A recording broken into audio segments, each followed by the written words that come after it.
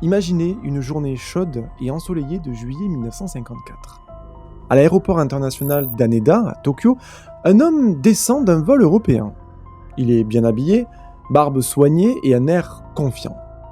Il tend son passeport au douanier. Tout semble normal.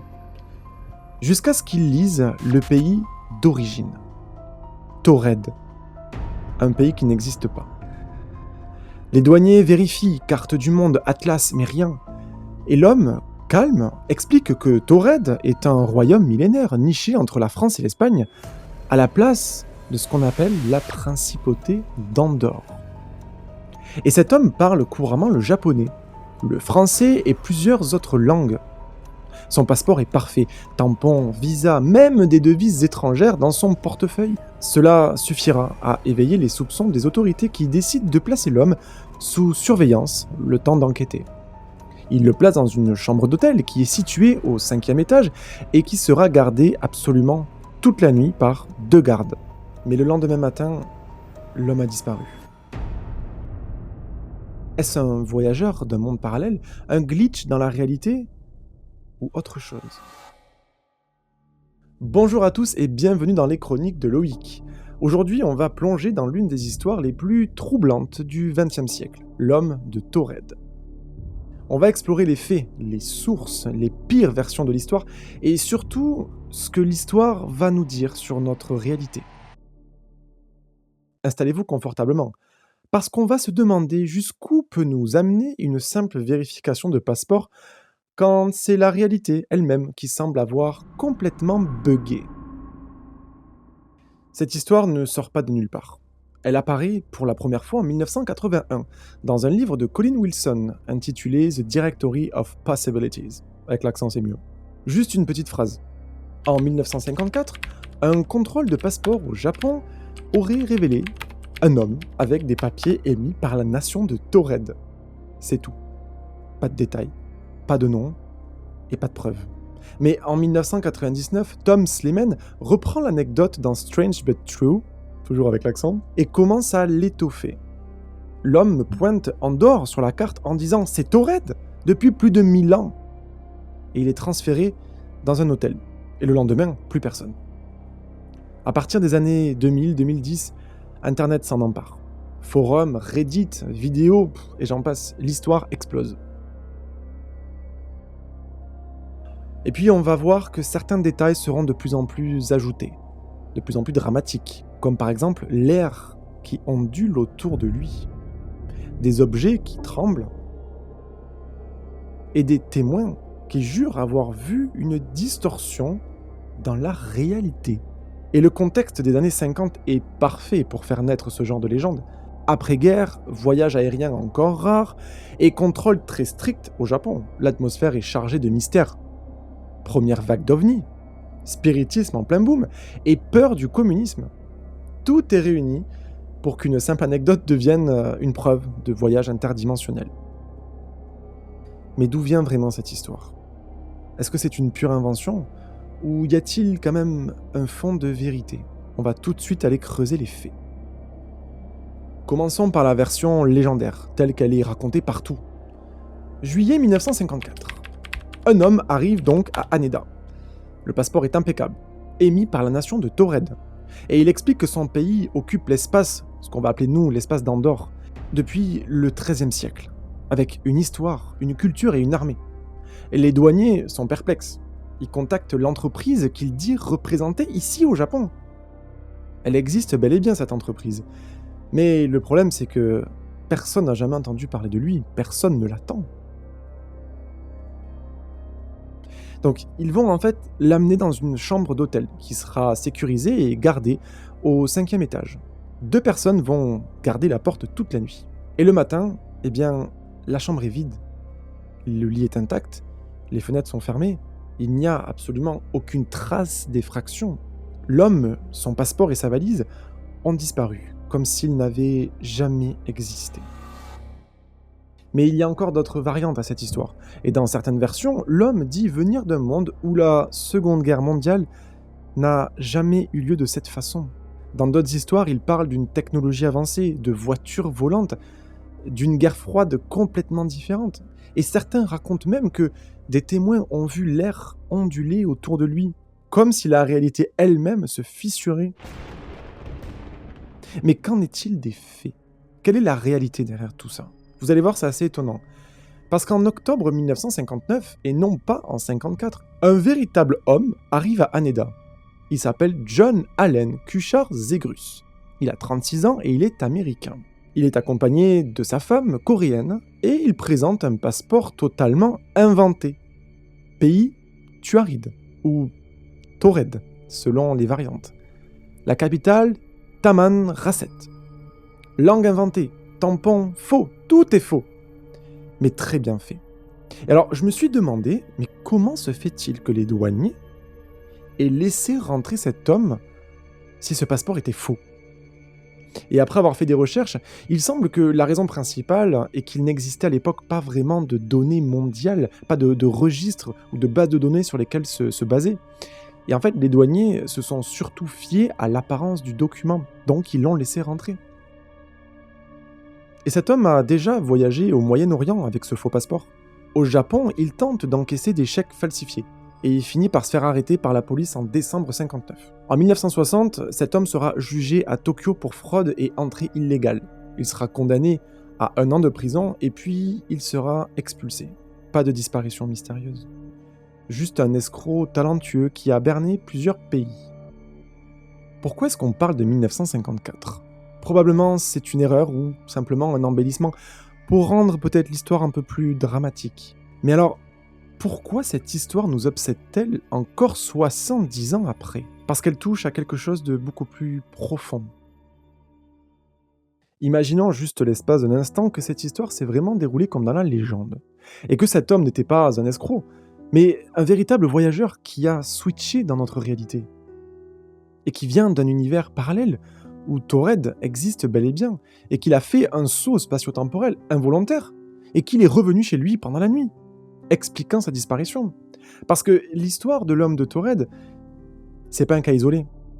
En fait, il existe d'autres histoires où la réalité semble tout simplement craquer, comme celle de Sergei Ponomarenko, cet Ukrainien qui prétend venir de 1958 et qui s'est volatilisé sous les yeux de la police. De retour en 2006, et plus précisément le 23 avril. C'est une journée ordinaire à Kiev, en Ukraine. Un homme d'une vingtaine d'années, habillé comme dans les années 50, chemise à col large, pantalon droit, cheveux un peu gominés, cet homme va errer dans les rues, avec un air totalement perdu. Il parle avec un accent très marqué. Il finit par se faire repérer et la police l'interpelle. Il sort son passeport, c'est un vrai passeport soviétique, daté de 1955. Cet homme est né le 16 juin 1932 et affirme avoir 25 ans et être venu d'avril 58. Selon lui, il prenait des photos dans un parc de Kiev quand il a vu un objet volant en forme de cloche au-dessus de lui.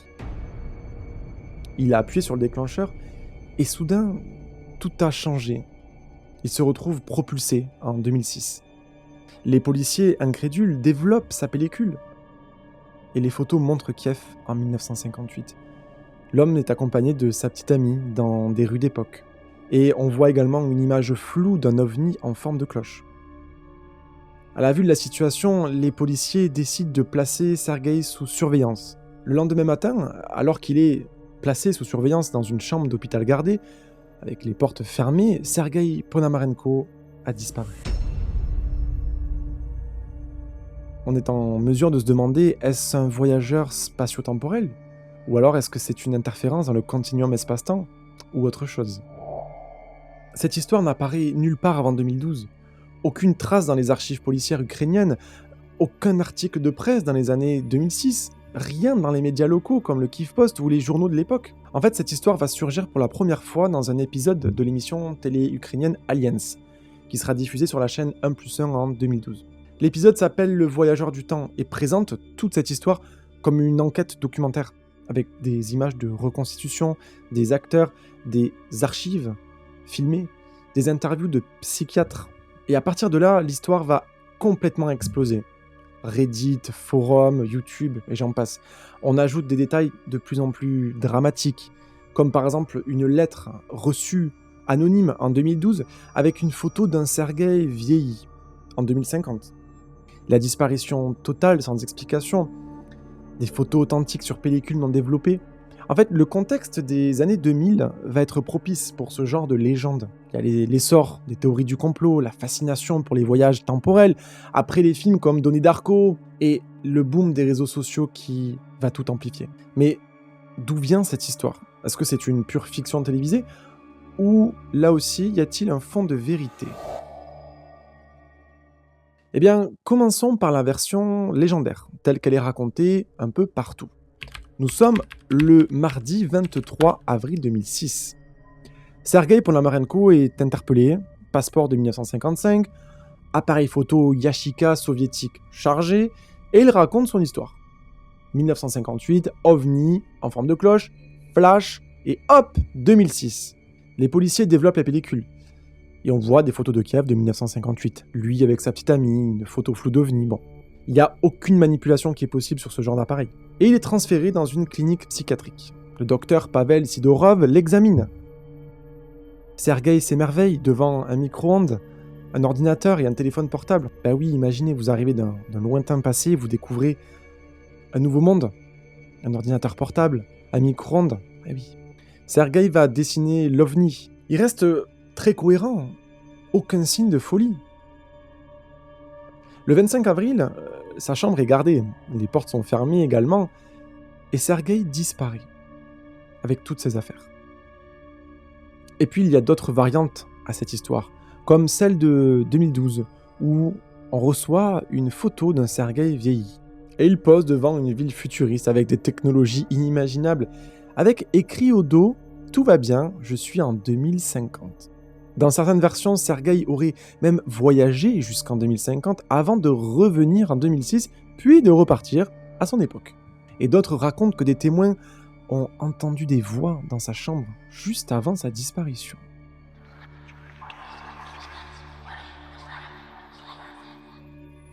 Qu'ils auraient également vu des ombres bouger sur les murs. Mais maintenant, qu'en est-il de la réalité ? Eh bien, cette histoire est 100% une fiction. En fait, elle vient entièrement de l'émission Aliens de 2012. C'est une reconstitution dramatisée avec des acteurs. Mais il y a des incohérences flagrantes.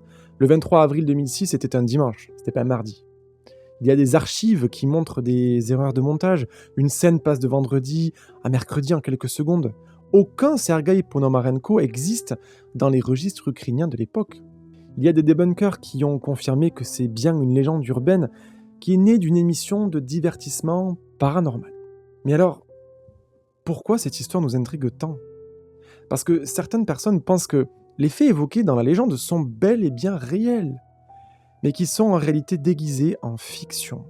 Maintenant, admettons, juste pour un instant, que cette histoire s'est réellement déroulée comme ce qu'elle est racontée, et que Sergueï n'était pas une invention télévisée, mais un véritable voyageur qui a fait un saut dans le temps, qui a été propulsé de 58 à 2006 par un ovni, par un phénomène similaire, et qu'il est ensuite revenu en 58 pendant la nuit à l'hôpital. Et qu'en est-il de l'homme de Taured ? Est-il scientifiquement possible de changer de ligne temporelle, ou même bien de réalité ?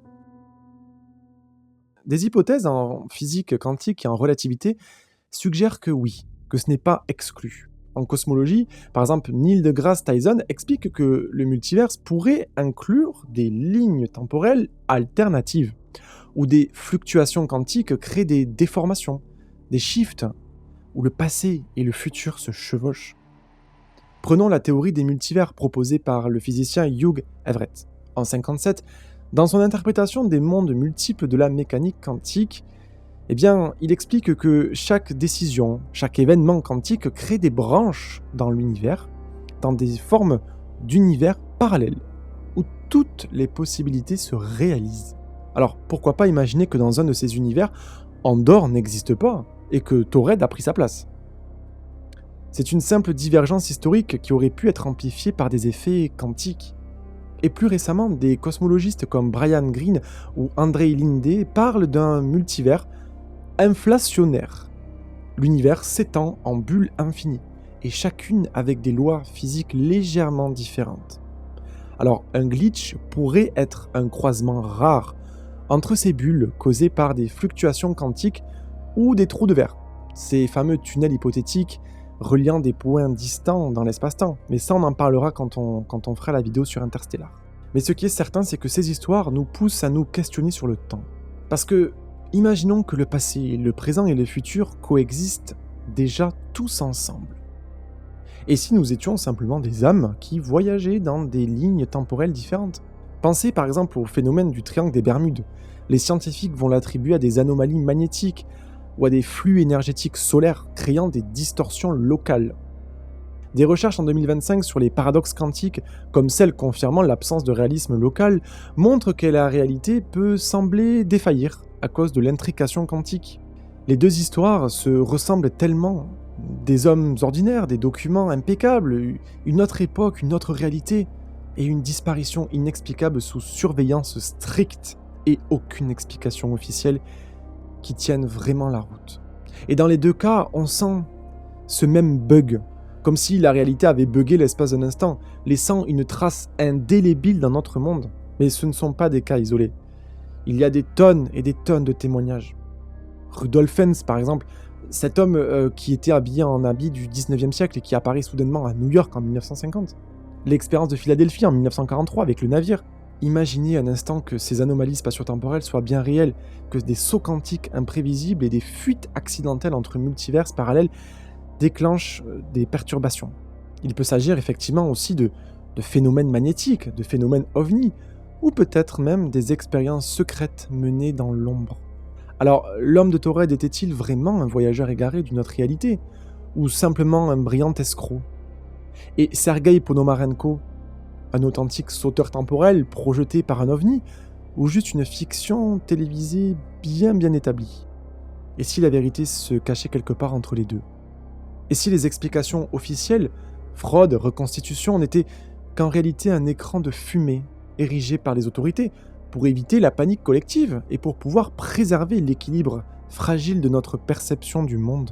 Parce qu'une fois qu'on accepte l'idée que la réalité peut glitcher, tout devient possible. Et vous, qu'en pensez-vous? J'espère que cette vidéo vous aura plu.